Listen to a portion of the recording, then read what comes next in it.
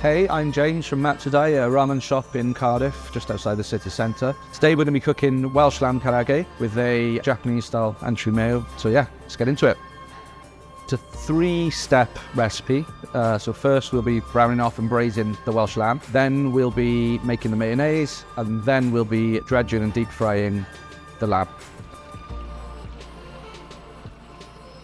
Stage 1, we'll want about half a dozen garlic cloves, a thumb-sized piece of ginger, and a couple of spring onions, which can be just cut into 1-inch pieces. These will go in the braising liquid to add flavour to that beautiful Welsh lamb. We've got a tablespoon of oil in the pan, and we'll go in with the lamb. We're putting the lamb in unseasoned because it'll be seasoned plenty enough in the braising liquid as it cooks. So we'll brown it for about 3 minutes on each side, just get a nice bit of colour on it, and then we'll braise it. Okay, so we're going to take the lamb out and put it in this bowl, and we're going to remove some of the excess fat, and then we're going to get on with braising the lamb. So we're going to be braising this Welsh lamb in soy sake mirin, classic, ubiquitous Japanese seasoning. The soy will bring umami, it'll be real depth of flavour. The sake will add complexity, almost like a white wine would, and then the mirin will add quite a lot of sweetness as well, which will really bring out the beautiful flavours of that Welsh lamb. Now we'll add the soy sauce and the water, and we'll add about 1.5 tablespoons of brown sugar, light brown sugar. We use panela sugar in the restaurant. Stir that to melt the sugar. Okay, so now we can go in with the Welsh lamb and our aromats. And we'll just leave that to braise on a low heat for about 3 hours with a lid on.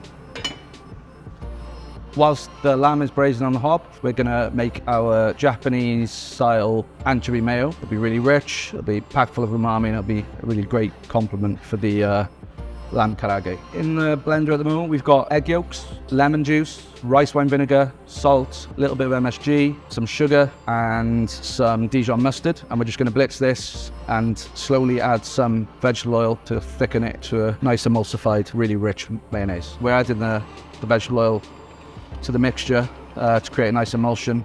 We add it really slowly because otherwise it'll split. If you add it like this, you'll end up with a really nice creamy mayonnaise. So this is finished now. We'll just leave it in the fridge overnight. It'll thicken up, and then the next day you can add a little bit of water if you want to thin it out a little bit. Depends what consistency you like. It's meant to be quite thick. That's the Japanese style, but it's up to you. The reason we use a Japanese mayo is it's really rich but also really tangy, which will work really well with the beautiful Welsh lamb shoulder. If you don't want to make this from scratch, you can always just buy a Japanese mayo from your local Japanese supermarket or your local supermarket and just add some anchovies to it, some bashed in anchovies. Okay, so we've got our beautiful Welsh lamb, which was braised and has been rested overnight in the fridge. It's nice and firm now, which is great, because if we tried to cut it earlier, it would have just fallen apart. When we got it out this morning, it had developed a layer of fat. That's totally normal, but we've already gotten rid of that. Now we're going to cut this into 2-inch chunks. The lamb looks great. We don't need for this to be too uniform either. It'd be nice for there to be scraggly bits. We're going to dredge it in potato and corn flour, which has been seasoned, and then we're going to deep fry it 3 times, triple fried. We literally just dunk each piece into the dredge, coat it, shake off the excess, and then leave it to rest. And whilst it's resting, all the dredge will soak into the nooks and crannies of the meat, and that's how you'll get such a nice crispy batter on the lamb. So the oil will take about 10 to 15 minutes to come to heat. You want it to get up to about 180 degrees, and then you're good to start deep frying. We'll fry in batches. The first fry will be for 2 minutes, then we'll rest it for a minute, then we'll fry for a minute again, and we'll rest it for a minute, and then we'll fry for 1 more minute, and it'll be good to go then. We fry 3 times, make sure the karaage is extra crispy. And that's it, we're done. So we've now got the finished product.